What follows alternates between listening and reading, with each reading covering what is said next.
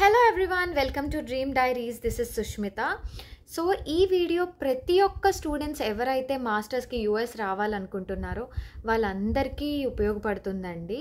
So to begin with, మీకైతే చాలా doubts ఉండుంటాయండి. అంటే ఇప్పుడు యూఎస్కి వెళ్ళాలి అని అంటే నేను ఓన్గా చేసుకోవచ్చా, కన్సల్టెన్సీస్కి వెళ్ళాలా, ఆర్ నేను ఏ మేజర్ తీసుకోవాలి, నా బ్యాక్గ్రౌండ్ వచ్చి మెకానికల్, నేను కంప్యూటర్ సైన్స్కి వెళ్ళొచ్చా, ఏమైనా ప్రాబ్లం అవుతుందా, ఆర్ నేను ఏ స్టేట్లో అప్లై చేసుకోవాలి, ట్యూషన్ ఫీజ్ ఎక్కడ తక్కువ ఉంటుంది, ఆర్ ట్యూషన్ ఫీజ్ అనేది ఎలా చూసుకోవాలి, ఏ పోర్టల్స్లో చూసుకోవాలి, అండ్ ఆల్సో యూనివర్సిటీస్ ఎలా సెర్చ్ చేసుకోవాలి, అలా మీకు మల్టిపుల్ డౌట్స్ అయితే ఉంటుందండి. సో ఇవన్నీ డౌట్స్ మీకు క్లియర్ అవ్వాలి అని అంటే ఈ వీడియో ఎండ్ వరకు చూసేయండి. సో నేను మీకు పాయింట్ వైజ్ చెప్తాను. ఫస్ట్ పాయింట్ ఏంటంటే, ప్రాసెస్ స్టార్ట్ చేయడానికి ఎలిజిబిలిటీ ఫస్ట్ అండి. ఎలిజిబిలిటీ ఏంటంటే, మాస్టర్స్ చేయడానికి 16 years ఆఫ్ ఎడ్యుకేషన్ ఉండాలి. ఎందుకంటే మన 10th and intermediate 2 years and after that BTech 4 years కాబట్టి కంపల్సరీగా 16 years ఆఫ్ ఎడ్యుకేషన్ అన్నది ఉండాలి. అండ్ కొంతమంది డిగ్రీ చేసి ఉండొచ్చు. సో అలా డిగ్రీ చేసిన వాళ్ళు ఏంటంటే 15 years ఉంటుంది వాళ్ళకి ఎడ్యుకేషన్ అన్నది. సో అప్పుడు కొన్ని యూనివర్సిటీస్ ఉంటాయి 15 years ఆఫ్ ఎడ్యుకేషన్ కూడా యాక్సెప్ట్ చేస్తాయి. అంటే ఫ్యూ అండి, అన్నీ యాక్సెప్ట్ చేస్తాయా అని అంటే డెఫినెట్లీ నాట్, బట్ కొన్ని అయితే కన్సిడర్ చేస్తాయి. సో అది ఫస్ట్ పాయింట్. సెకండ్ పాయింట్ వచ్చేసరికి, మీరు ఎప్పుడైతే మాస్టర్స్కి వెళ్ళాలి అన్న థాట్ మీకు వచ్చిందో పాస్పోర్ట్కి అప్లై చేసేసేయండి. ఎందుకంటే ఆ ప్రాసెస్ అన్నది కొంచెం డిలే అవుతుంది. అది మీకు ముందే ప్రయర్గా థాట్ ఉన్నప్పుడు అప్లై చేస్తే ఒక 20 days మ్యాక్సిమంలో మీరు అప్లై చేసుకొని పాస్పోర్ట్ వచ్చేయడం అన్నది అవుతుంది కాబట్టి, సో ఆ ప్రాసెస్ అన్నది బ్యాక్గ్రౌండ్లో అయిపోద్ది. సో థర్డ్ పాయింట్ వచ్చేసరికి ఎగ్జామ్స్ ఏం తీసుకోవాలి అన్నది ఏంటంటే ఐఎల్స్, జిఆర్ఈ, టోఫెల్, డ్యూయోలింగో అనమాట. ఈ ఎగ్జామ్స్కి వ్యాలిడిటీ అన్నది ఉంటుందండి, పైన నేను మెన్షన్ చేశాను. అండ్ చాలా ఆన్లైన్ ప్లాట్ఫామ్స్లో ఈ కోర్సెస్ ఉంటాయన్నమాట. అది మీరు చూసి నేర్చుకోవచ్చు. అక్కడే మాక్ టెస్ట్ కూడా ఉంటాయి. ఇవి కంపల్సరీగా అడిగే ఎగ్జామ్స్ అనమాట. సో అలా అని అన్నీ కూడా అడగరండి, 4 కూడా అడగరు. కొన్ని యూనివర్సిటీస్ ఏంటంటే ఐఎల్స్ అండ్ జిఆర్ఈ అడుగుతాయి. కొన్ని universities IELTS or TOEFL or Duolingo అడుగుతాయి. కొన్ని ఏంటంటే ఓన్లీ ఐఎల్స్ అడుగుతాయి, కొన్ని ఓన్లీ జిఆర్ఈ అడుగుతాయి. అలా ఉంటాయి అన్నమాట. సో యూనివర్సిటీ బట్టి ఎగ్జామ్స్ మనం రాయాలండి. అండ్ ఆల్సో యూనివర్సిటీ రిక్వైర్మెంట్ బట్టి ఎగ్జామ్స్ రాయమని నేనైతే సజెస్ట్ చేస్తాను. చాలామంది ఏమంటారని అంటే, అన్ని ఎగ్జామ్స్ రాయి, it might be beneficial to you అంటారు. కానీ డెఫినెట్లీ నాట్ అండి, ఎందుకంటే it's waste of time and money అంటాను నేనైతే. ఇప్పుడు ఆ యూనివర్సిటీకి టోఫెల్, జిఆర్ఈ మాత్రమే యాక్సెప్ట్ చేస్తాయి అనుకున్నప్పుడు మనం ఐఎల్స్ రాస్తే ఇంకా వేస్ట్ కదండి. ఇప్పుడు దాని రిక్వైర్మెంట్ బట్టి మనం ఎగ్జామ్స్ రాయాలి, అంతేగాని మనం ఎక్స్ట్రా ఎగ్జామ్స్ రాస్తే which is of no use. So అందుకే నేనైతే సజెస్ట్ చేయను అది. సో నెక్స్ట్ పాయింట్ వచ్చేసి యూనివర్సిటీస్ అండి. సో యూనివర్సిటీస్ ఎలా పిక్ చేసుకోవాలి అని అంటే, బేసిక్గా ఏ స్టేట్ అయినా ప్రాబ్లం అయితే ఉండదండి. మీ బడ్జెట్ ఎంత అన్నది ఇంపార్టెంట్. సో ఆ బడ్జెట్లో మీరు యూనివర్సిటీస్ వెతకడం అన్నది స్టార్ట్ చేయండి. సో ఏది, దాని ర్యాంకింగ్ ఏంటి, ఆ బడ్జెట్లో ఏ కోర్స్, అండ్ ఇంకోటి ఏంటంటే main thing, university search start చేసే ముందు మీరు కోర్స్ అన్నది ఫిక్స్ అవ్వండి. ఎందుకంటే ఇప్పుడు కంప్యూటర్ సైన్స్ స్టూడెంట్స్ ఉన్నారనుకోండి, వాళ్ళు ఇన్ఫర్మేషన్ సిస్టమ్స్ అన్నది చేయాలి అనుకుంటారు ఇక్కడికి వచ్చి. అంటే ఇప్పుడు ఎలా ఉంటుందంటే, ఇక్కడికి వచ్చాక కంప్యూటర్ సైన్స్లోనే స్పెషలైజేషన్ వచ్చి ఇన్ఫర్మేషన్ సిస్టమ్స్, ఆర్ స్పెషలైజేషన్ వచ్చి బిజినెస్ అనలిటిక్స్, అలా కొన్ని ఉంటాయి అన్నమాట. సో అది మీరు ఆ కరికులం వెబ్సైట్లో చూసి పిక్ చేసుకోండి. అంటే మీరు ముందే రీసెర్చ్ చేయండి దానికోసం, ఆ కోర్స్ కోసం. అండ్ ఆల్సో మీకు రిలేటివ్స్ ఉండొచ్చు అమెరికాలో, ఫ్రెండ్స్ ఉండొచ్చు, వాళ్ళని ఈ కోర్స్ ఎలా ఉంటుంది, ఆ కరికులం ఎలా ఉంటుంది అన్నది రీసెర్చ్ చేయండి. సో మీ ఇంట్రెస్ట్ ఏదైతే ఉందో అలా పిక్ చేసుకోండి. మెయిన్ థింగ్ అది. అలా పిక్ చేసుకున్న తర్వాత ఆ పర్టిక్యులర్ కోర్సు ఈ యూనివర్సిటీలో ఉందా లేదా, ఆ బడ్జెట్‌లో ఉందా లేదా అన్నది మీరు రీసెర్చ్ చేసుకోవాలనమాట. అంటే గూగుల్‌లో ఇప్పుడు వెతికితే కొన్ని లిస్ట్ ఆఫ్ యూనివర్సిటీస్ ఇస్తాయి. అలా కాకుండా నేను మీకు ఒక వెబ్‌సైట్ పెడతాను. నేను ఎలా సెర్చ్ చేసుకున్నానన్నది కూడా నేను పైన ట్యాగ్ చేస్తాను. ఆ వెబ్‌సైట్ ఏంటనేది కూడా. శిక్ష స్టడీ అబ్రాడ్ అని చెప్పి ఒక వెబ్‌సైట్ అనమాట. అందులో ప్రతి ఒక్క యూనివర్సిటీ అంటే మీరు ఏ కంట్రీయో అలా మీరు స్పెసిఫికేషన్స్ ఇచ్చారనుకోండి, ఏ కోర్సు అన్నది. సో, మీకు list of universities around US ఇస్తది. అప్పుడు మీరు మీ బడ్జెట్ బట్టి అండ్ ఆల్సో ఆ శిక్ష అనే దాంట్లో ఆ వెబ్‌సైట్‌లో మీకు దాని యూనివర్సిటీ రిక్వైర్మెంట్స్ ఏంటి అన్నది కూడా మీకు ఒక కాలమ్‌లో ఇచ్చేస్తదనమాట. అంటే ఏ ఎగ్జామ్స్ రాయాలి అన్నది. అండ్ ఎగ్జామ్స్‌లో ఎంత స్కోర్ రావాలి, దానికి కట్ ఆఫ్ ఏంటి అన్నీ ఇస్తదనమాట డీటెయిల్డ్‌గా. సో, ఆ వెబ్‌సైట్ అయితే చాలా హెల్ప్‌ఫుల్ అవుతుంది. శిక్ష స్టడీ అబ్రాడ్ అన్నది మీరు ఇక్కడ కనిపిస్తున్నట్టయితే ఆ కాలమ్‌లో మీకు చూసారా ఎగ్జామ్స్ టోఫెల్ అని, జిఆర్ఈ అని అలా మెన్షన్ చేసుంది అరిజోనా స్టేట్ యూనివర్సిటీకి.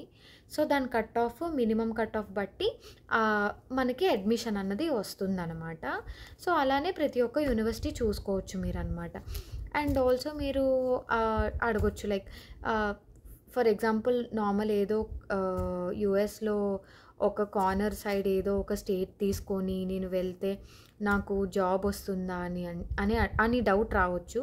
సో, మీరు మాస్టర్స్ అన్నది కంప్లీట్ చేశాక మీకు జాబ్ అన్నది వస్తే ఎక్కడన్నా మీరు రీలొకేట్ అవ్వచ్చండి. అక్కడే ఉండిపోవాలి అని ఏం లేదు కదా! సో, ఈవెన్ మీరు మంచి యూనివర్సిటీ టాప్ నంబర్ 1 యూనివర్సిటీ వచ్చినా, దానికి జాబ్ ప్లేస్‌మెంట్స్ ఉన్నా ఏమో మీకు ఆ ప్లేస్‌మెంట్‌లోనే జాబ్ వచ్చేయొచ్చు.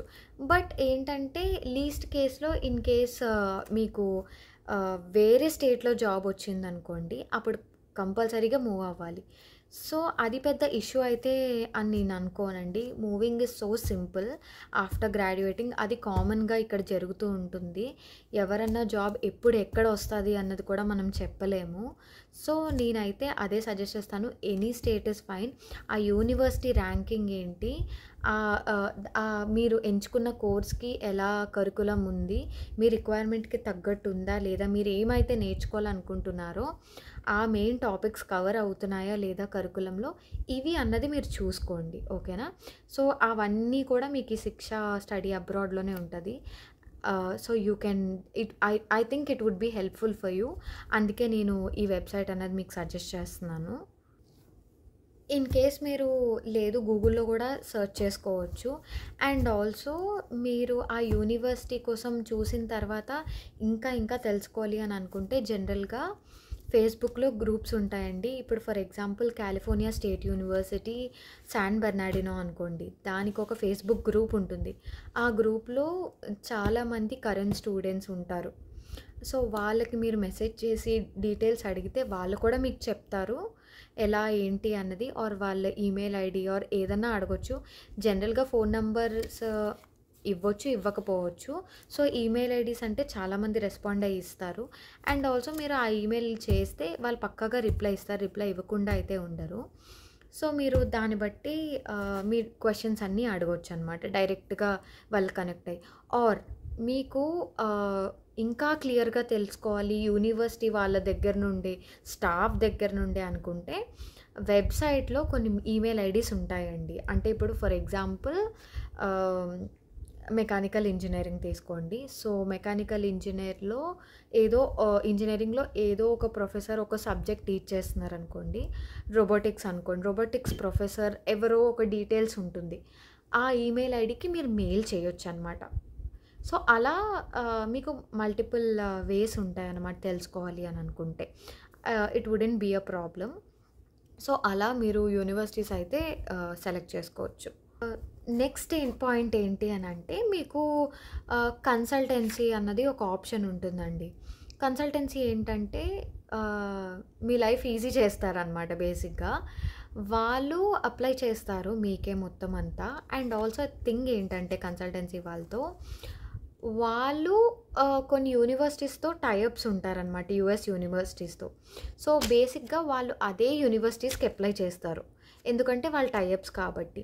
అలాంటప్పుడు మీరేం చేస్తారు అనంటే, మీరు కొన్ని యూనివర్సిటీస్ ముందే రీసెర్చ్‌ని చేసుకొని పిక్ చేసుకున్నారనుకోండి గూగుల్‌లోని ఆర్ శిక్షాలో గానీ, మీ రిక్వైర్మెంట్‌కి తగ్గట్టున్న యూనివర్సిటీస్ వాళ్ళకి అడగొచ్చు మీరు కన్సల్టెన్సీ వాళ్ళకి. సో, అదే అప్లై చేయండి అనంటే వాళ్ళు డెఫినెట్‌గా మీకు హెల్ప్ చేస్తారనమాట అప్లై చేయడానికి.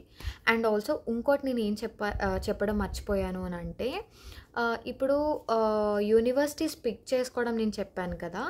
అప్లై చేసుకోవాలంటే మాత్రం ఆ యూనివర్సిటీ వెబ్‌సైట్‌లో మాత్రమే అప్లై చేసుకోండి. That is really very much beneficial to you. ఎందుకంటే వేరే ర్యాండమ్ పోర్టల్స్ అప్లికేషన్ యూనివర్సిటీకి వెళ్తుందో లేదో కూడా మనకి తెలీదు. అండ్ కొన్ని నమ్మేవి కూడా కాదండి. సో, అందుకే ఎప్పుడన్నా అప్లికేషన్ వేసేటప్పుడు యూనివర్సిటీ వెబ్సైట్ పోర్టల్స్‌లో మాత్రమే వేయండి. అండ్ ఆల్సో కొన్ని యూనివర్సిటీస్‌కి అప్లికేషన్ ఫీజ్ కూడా ఉంటుందన్నమాట. కొన్నిటికి ఫ్రీ ఆఫ్ కాస్ట్ కూడా ఉంటది. సో, అది మీకు చెక్ చేసుకోండి ఒకసారి. ఆ వెబ్‌సైట్‌లో మీకు పూర్తి డీటెయిల్స్ ఉంటుంది. అండ్ నాకు తెలిసినంత వరకు శిక్షాలోనే ఆ డీటెయిల్స్ అన్నీ ఇస్తారు. నేను ఎందుకు పర్టిక్యులర్‌గా ఈ వెబ్‌సైట్ చెప్తున్నానంటే మీకు, అందులో మొత్తం యూనివర్సిటీ కోసం గానీ, దాని ఎగ్జామ్స్ గానీ మొత్తం క్లియర్‌గా ఇన్ఫర్మేషన్ ఉంటుందండి. ఏమేం కోర్సెస్ కూడా ఉంటాయి. ఆ కోర్స్‌కి ఎంత ట్యూషన్ ఫీజ్ అవుతుందో కూడా క్లియర్‌గా మెన్షన్ చేస్తాడండి. సో, అందుకే నేను ఆ వెబ్‌సైట్ అన్నది మీకు సజెస్ట్ చేస్తున్నాను. నా ఎక్స్‌పీరియన్స్ బట్టి పర్సనల్‌గా.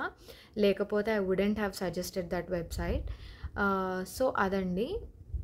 సో, నెక్స్ట్ పాయింట్ ఏంటి అనంటే డాక్యుమెంట్స్. అందులో ఫస్ట్‌ది ట్రాన్స్‌క్రిప్ట్స్. డాక్యుమెంట్స్‌లో వన్ ఆఫ్ ద ఇంపార్టెంట్ ఏంటంటే ట్రాన్స్‌క్రిప్ట్స్ అయితే పక్కాగా అడుగుతారండి. మోస్ట్ ఆఫ్ ద యూనివర్సిటీస్ అడుగుతారు. 90% of the universities. And second thing LORs అనమాట. అంటే లెటర్ ఆఫ్ రికమెండేషన్స్. ఇది కూడా అడుగుతారు. Either 2 professors or 3 professors or కొంతమంది ఏంటంటే ఒకటే అడుగుతారు. కొంతమంది అస్సలు ఎల్ఓఆర్స్ కూడా అడగరు. అలా కూడా ఉంటది. అది మరి మీరు అప్లై చేస్తున్నప్పుడే మీకు వస్తుందనమాట. అప్లికేషన్ అవసరమో లేదో అన్నది. దాన్ని బట్టి మీరు ఎల్ఓఆర్స్ తెచ్చుకోవచ్చు. మీ కాలేజ్‌లో అడిగితే వాళ్ళే ఇస్తారనమాట letter of recommendations. And third thing is డాక్యుమెంట్‌లో main thing statement of purpose అనమాట. సో, ఈ స్టేట్మెంట్ ఆఫ్ పర్పస్ అన్నది 1 పేజ్ ఉంటుందండి. అదేంటంటే ఒక ఎస్సేలా ఉంటుంది సింపుల్‌గా చెప్పాలంటే. ఇప్పుడు ఫర్ ఎగ్జాంపుల్ ఇందాకే నేను మెన్షన్ చేసినట్టు ఒక మెకానికల్ స్టూడెంట్ కంప్యూటర్ సైన్స్‌లోకి వెళ్ళాలనుకుంటున్నారనుకోండి. ఆ స్టేట్మెంట్ ఆఫ్ పర్పస్‌లో మీరు మెన్షన్ చేయాలనమాట. ఎందుకు మీరు కంప్యూటర్ సైన్స్ ఆ పర్టిక్యులర్ యూనివర్సిటీలో వెళ్ళాలనుకుంటున్నారు అన్నది. మీ ఇంట్రెస్ట్ ఏంటి? ఎందుకు మీ ఇంట్రెస్ట్ కంప్యూటర్ సైన్స్‌కి మారింది మెకానికల్ నుండి? ఆ డీటెయిల్డ్ ఎక్స్‌ప్లనేషన్ అంటే సింపుల్‌గా చెప్పాలంటే మీరు పెట్టే మ్యాటర్ చూసి ఆ యూనివర్సిటీ వాడు ఇంప్రెస్ అయిపోవాలనమాట. సో, అలా ఉండాలి స్టేట్మెంట్ ఆఫ్ పర్పస్ అన్నది. అండ్ ఇప్పుడు మీరు వేరే యూనివర్సిటీస్‌కి అప్లై చేస్తున్నారు అనంటే అన్నిటికి సేమ్ స్టేట్మెంట్ ఆఫ్ పర్పస్ అయితే వాడొద్దండి. వేరే కోర్స్ గానీ, వేరే యూనివర్సిటీ గానీ అప్లై చేస్తుంటుంటే మాత్రం వితౌట్ ఫెయిల్ వేరే స్టేట్మెంట్ ఆఫ్ పర్పస్ ఉంచుకోండి సేఫ్ నోట్. ఏ యూనివర్సిటీకి ఏది పంపుతున్నారన్నది కూడా ఒక ఫోల్డర్‌లో పెట్టి ఉంచుకోండి. జస్ట్ ఇన్ కేస్ హెల్ప్ అవుతుంది. అండ్ ఇంకోటి ఏంటంటే నెక్స్ట్‌ది డాక్యుమెంట్ రెజ్యూమ్. రెజ్యూమ్ కొన్ని యూనివర్సిటీస్ అడుగుతాయి. కొన్ని కాదు నాకు తెలిసి మ్యాక్సిమం యూనివర్సిటీస్ అడుగుతాయి. ఎందుకంటే నేను ఇండియాలో ఉన్నప్పుడు అప్లై చేసుకున్న అన్ని యూనివర్సిటీస్ రెజ్యూమ్ అడిగారు. సో, అవి కూడా కొంచెం నీట్‌గా మోడిఫై చేసుకొని రెజ్యూమ్ రెడీ చేసుకొని అప్లై చేయండి. సో, ఇవైతే డాక్యుమెంట్స్ మస్ట్ అండ్ షుడ్‌గా అడుగుతారండి. అండ్ మీరు ఐఎల్టీఎస్ రాసిన తర్వాత, జీఆర్ఈ రాసిన తర్వాత ఆ స్కోర్ కార్డ్స్ కూడా అడుగుతారనమాట. సో, ఇవన్నీ డాక్యుమెంట్స్ మెయిన్‌గా ఇంపార్టెంట్ అండి. అంటే వైల్ అప్లయింగ్ అప్లికేషన్ ప్రాసెస్‌లో అడిగే డాక్యుమెంట్స్ అనమాట. నేనిప్పుడు మీకు అన్నీ చెప్పినవి. సో, ఇవన్నీ మీకు రెడీ అయిపోయి ఎగ్జామ్స్ రాసేసి యూనివర్సిటీ సెలెక్షన్ అయిపోతే ఇంక ఇట్స్ సింపుల్ అండి. లేదు ఇదంతా కొంచెం మీకు కొంచెం బర్డెన్‌గా అనిపిస్తుంది అండ్ ఇదంతా కొంచెం హెక్టిక్ అవుతుందేమో, మళ్ళీ నాకు ప్రాసెస్లో సరిగ్గా అప్లై చేయకపోతే ప్రాబ్లం అవుతుందన్న థాట్ మీకు ఉంటే you can go for consultancies as well. అది మీ చాయిస్ అనమాట. వాళ్ళు కంప్లీట్ అన్ని సర్వీసెస్ ఇస్తారు. బట్ మీరేంటంటే యూనివర్సిటీస్ అన్నవి పిక్ చేసుకొని ఒక 5-6 అవి మీ కన్సల్టెన్సీ వాళ్ళకి ఇవ్వండి. ఎందుకంటే ఏది బెస్టో మీకుగా తెలుస్తుంది వాళ్ళకంటే. సో అందుకే నేను చెప్తున్నా. సో ఫైనలీ అప్లై అండి. అప్లై చేసేసిన తర్వాత మీకు ఆఫర్ లెటర్ అన్నది వస్తుంది. కానీ ఆఫర్ లెటర్తో పాటు మీకు కొన్ని రిక్వైర్డ్ డాక్యుమెంట్స్ అడుగుతాడు. ఏంటంటే ఇప్పుడు మీరు ట్యూషన్ ఫీజ్ ఎలా పే చేస్తారు? మీ పేరెంట్స్ పే చేస్తున్నారా, ఆర్ మీకు ప్రాపర్టీస్ ఉన్నాయా, ఆర్ మీరు ఎడ్యుకేషన్ లోన్ పెడుతున్నారా? హ్యావ్ టు జస్టిఫై అన్నమాట. మీ దగ్గర ఇనఫ్ ఫండింగ్ ఉందా ట్యూషన్ ఫీజ్ పే చేయడానికి అన్నది. సో వాళ్ళు డాక్యుమెంట్స్ కొన్ని అడుగుతారు. బ్యాంక్ స్టేట్మెంట్, అఫిడవిట్ అలా ఏమైనా అడుగుతారు. మీరు చూపించుకోవచ్చు అనమాట మీ దగ్గర డాక్యుమెంట్స్ ఏమైతే ఉన్నాయో. డాక్యుమెంట్స్లో ఫైనల్ డాక్యుమెంట్ ఏంటంటే వెస్ అండి. వెస్ అంటే వరల్డ్ ఎడ్యుకేషనల్ సర్వీసెస్. ఇదేంటంటే మన ఇండియాలో జీపీఏ క్యాలిక్యులేట్ అవుతుంది కదా, యూఎస్లో డిఫరెంట్గా క్యాలిక్యులేట్ అవుతుంది అనమాట 4కి. సో వెస్ అనేది ఏంటంటే వాళ్ళు ఇవాల్యుయేట్ చేసి మన ఇండియా పర్సంటేజ్ని యూఎస్ పర్సంటేజ్కి మార్చి ఇంకా మొత్తం అంతా ఇవాల్యుయేట్ చేసి వాళ్ళకి వెళ్తుందనమాట. అందుకని కొన్ని యూనివర్సిటీస్ కంపల్సరీగా వెస్ చేయించుకోమంటుంది. అండ్ ఇఫ్ రిక్వైర్డ్ అది మస్ట్ అండ్ షుడ్ అయితే చేయించుకోండి, లేదంటే you can ignore that. Documents అన్నవి సబ్మిట్ చేసుకోవచ్చు అనమాట. So after submitting the documents మీకు I-20 అన్నది వస్తుంది. I-20 అన్నది వెరీ ఇంపార్టెంట్. మీరు అంతా సెట్ అయిపోతే ఇంకా సెవిస్ నంబర్ అన్నది వచ్చేస్తుందండి. వచ్చేసిన తర్వాత ఇదంతా అయిపోతే నెక్స్ట్ వచ్చేసి వీసా ప్రాసెసేనండి. సో అది ఎలా చేసుకోవాలో కూడా నేను మీకు నెక్స్ట్ వీడియోలో చెప్తాను తప్పకుండా. సో ఈ వీడియో అయితే ఇక్కడితో ఎండ్ చేద్దామండి. సో మెయిన్ టాపిక్స్ అయితే కవర్ చేశాను, ఎలా అప్లై చేయాలి అన్నది. సో మీరు ఇలా అప్లై చేసుకోవచ్చు. మీకు ఇంకా ఏమైనా డౌట్స్ ఉంటే you can ping me in Instagram are comment బాక్స్లో అయినా కమెంట్ చేయండి, నేను మీకు ఆన్సర్ చేస్తాను. అండ్ డాక్యుమెంట్ లిస్ట్ అయితే నేను ఇక్కడ పెడుతున్నా అండి. సో ఇది చూసి మీరు అన్నీ రెడీ చేసుకోవచ్చు. So that's the end of our today's video.